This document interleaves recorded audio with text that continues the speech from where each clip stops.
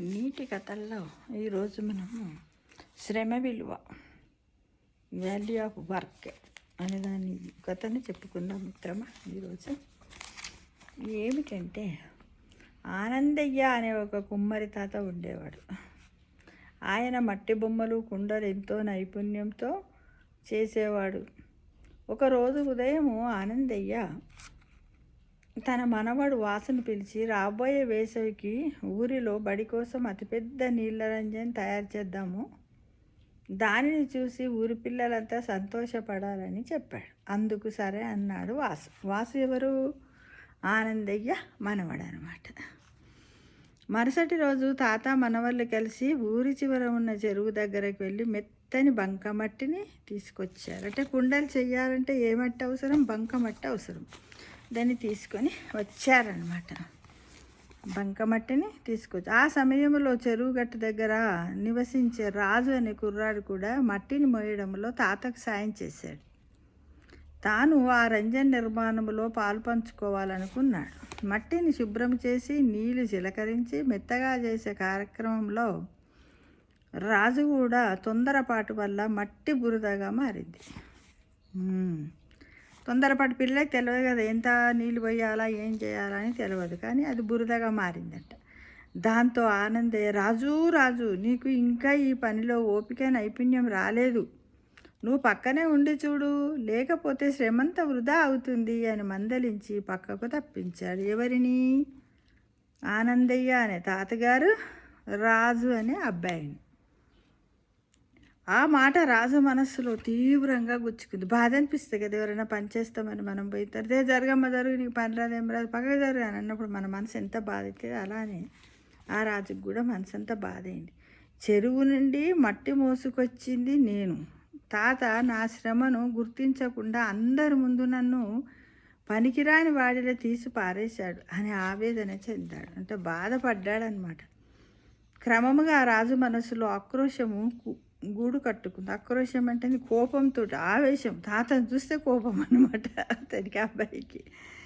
వేసవి వచ్చేసరికి ఆనందయ్య రంజన్ తయారు చేశాడు. రంజన్ను కాల్చి దానిపై అందమైన నెమళ్ళు, పూల బొమ్మలు వేసి రంగులతో సిద్ధం చేశాడు. బడి ప్రాంగణములో రంజన్ను ప్రదర్శనకు ఉంచినప్పుడు పిల్లలంతా చప్పట్లు కొడుతూ ఆనందయ్యను, వాసును పొగుడుతుంటే రాజు కోపం కట్టలుగా వచ్చింది. ఎందుకంటే పాపం రాజు కూడా వచ్చాడు, మా వాసు వచ్చాడు అని తాతగారు చెప్పాల్సింది కదా, కానీ చెప్పలేదన్నమాట. నేను మోసుకొచ్చిన మట్టితోనే ఇది తయారైంది, కానీ నన్నెవరు గుర్తించడం లేదు అనే భావోద్వేగము క్షణికావేశంగా మారింది.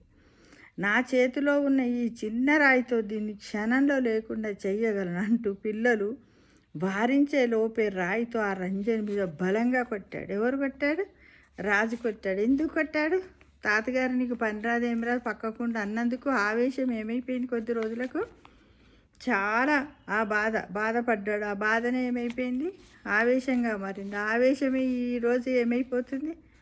కక్ష తీర్చుకున్న పరిస్థితికి వచ్చింది అనమాట.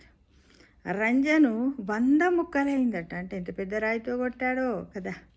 తాత కళ్ళలో నీళ్లు సుడులు తిరిగాయి. ఆవేశం తగ్గగానే పగిలిన ముక్కలను, తాత బాధాకరమైన ముఖాన్ని చూసి రాజుకు తాను చేసిన తప్పు తెలిసి వచ్చింది. తలదించుకున్నాడు.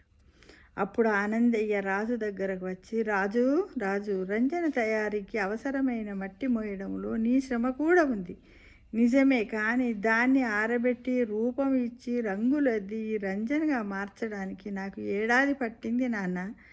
నీ శ్రమకు గుర్తింపు లేదని ఆవేశంలో రాయితో కొట్టి నా ఏడాది శ్రమ నాశనం చెయ్యడానికి నీకు ఒక్క క్షణం కూడా పట్టలేదు కదా నానా, కదా బాబు అంటూ ఆనందయ్య బాధపడ్డాడు. చాలా బాధపడ్డాడు.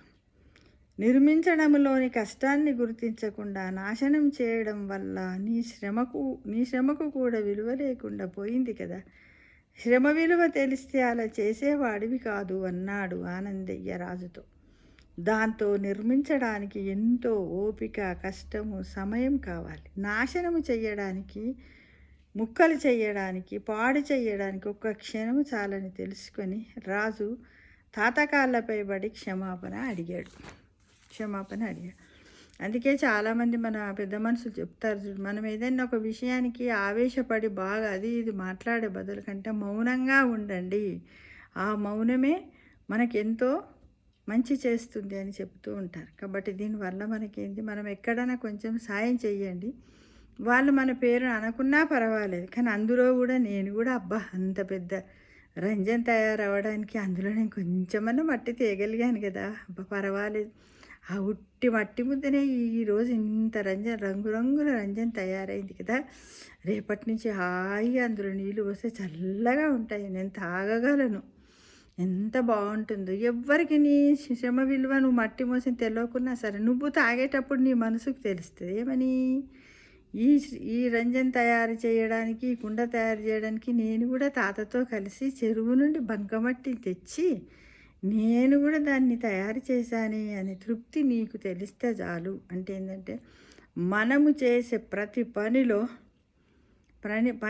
మనకు మన మనశ్శాంతికి మన మనస్సుకు తెలిస్తే చాలు, కానీ ఎదుటి వాళ్ళు తెలుసుకొని నన్ను పొగడాలి అనే భ్రమలో ఎప్పుడు బ్రతకకూడదు మిత్రమా. ఇది చిన్నపిల్లలకు చాలా మంచి, ఎందుకంటే ఉట్టుట్టిగానే ఆవేశపడుతుంటారు. చిన్నపిల్లలనే కాదు, ఇప్పుడు సొసైటీలో ఎంతోమంది చిన్న చిన్న విషయాలకు పెద్ద పెద్ద ఘోరాలు చేస్తూ ఉంటాం. అందుకే అంటారుగా, తన కోపమే తన శత్రువు అని కూడా మనకు చిన్నప్పుడు 3వ తరగతిలో ఉంటుండే పద్యం ఉంటుండే, వేమన పద్యం కదా. అందుకోసం ఏది కానీ ఆలోచించి చెయ్యండి, ఎవ్వరు పొగడలేదని బాధపడకండి, ఏమి చేయకండి మిత్రమా. ఇలాంటి కథలు ఎక్కడైనా దొరికితే వీడియో రూపంలో పెట్టండి, తెలిసిన వాళ్ళు పెడితే తెలియని వాళ్ళం తెలుసుకుంటాం, మాలాంటి వాళ్ళం. తప్పకుండా 5 పిల్లలకు 1కి 4 సార్లు వినిపించండి. ప్రైమరీ స్టేజ్లో ఉన్న పిల్లలకి ఏమీ తెలియదు, అనుభవం ఉండదు, ఆచరణ ఉండదు. ఎంతసేపు నేను చేసిన పనికి పొగడాలంటారు. మనం కూడా మన ఇంట్లో చిన్న పిల్లలు అప్పుడప్పుడే మాటలు వస్తున్న పిల్లలు ఒక వర్డ్ అనగానే గుడ్ జాబ్ అనగానే ఒకసారి మనం చప్పట్లు కొట్టామనుకో, నెక్స్ట్ టైం వాళ్ళు అది చేసేప్పుడు మనం అనకుండా వాళ్ళే చప్పట్లు కొట్టుకుంటారు. అంటే అది పిల్లలకు అలవాటు చేయాలి. ఇది మిత్రమా ఈ వారము నేటి కథల్లో నీతి కథనే కదా. శ్రమ విలువ చేసిన వాళ్ళకి మన మనస్సుకు తెలిస్తే చాలు అనే దాంతో ఈ తృప్తి నాకు చాలు అనే మనోధైర్యంతో ప్రతి పని చేయడానికి ముందుకు వెళ్ళాలని ఆశిస్తున్నా.